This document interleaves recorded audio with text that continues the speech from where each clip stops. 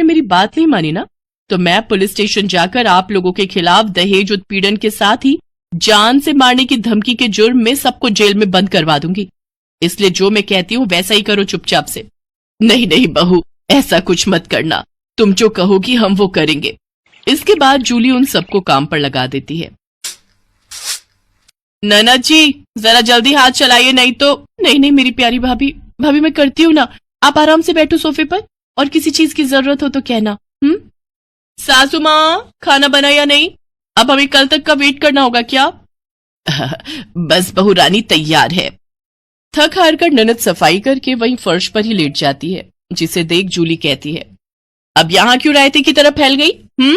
जाओ उठो और मेरे कपड़े पड़े हैं, उन्हें धोकर आओ। तुम रहने तो ही ना देवरानी जी, कपड़े मैं धो देती हूँ।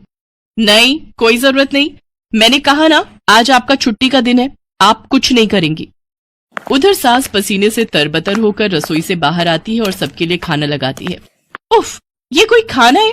इसकी तो शक्ल देखकर ही खाने का मन नहीं कर रहा। ले जाओ ये खाना, मुझे नहीं खाना, मैं अभी अपने लिए कुछ बाहर से ऑर्डर कर रही हूँ।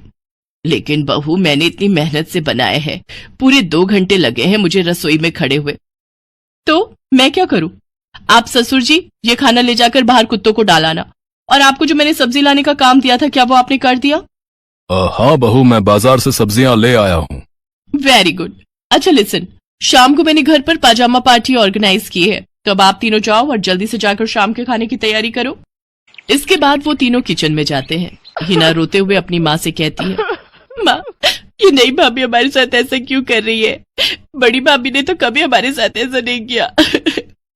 हमारा किया हमारे सामने आ रहा है बेटी, हमने जो बड़ी बहू के साथ किया है उसी की सजा हमें मिल रही है। तभी जूली, हितांश और मानसी भी वहां आ जाते हैं। चलो सासू माँ, आपको अपने किए का एहसास तो हुआ और मेरी सहेली की कीमत भी पता चली। हाँ सासू माँ, मानसी मेरी सहेली है। क्या ये सच है बड़ी बहू? हाँ सासू माँ, ये मेरी बचपन की सहेली है और आगे की पढ़ाई के लिए विदेश चली गई थी। जब इंडिया आई तो ये हितांश से मिली और इन दोनों को प्यार हो गया। फिर जब हितांश ने मुझे इससे मिलवाया तो पता चला कि ये मेरी बचपन की दोस्त जूली है। सॉरी माँ जी, मैं आपके साथ ये सब करना तो नहीं चाहती थी, लेकिन आपने जो मेरी सहेली के साथ किया उसी का बदला लेने के लिए मैंने ये सब किया।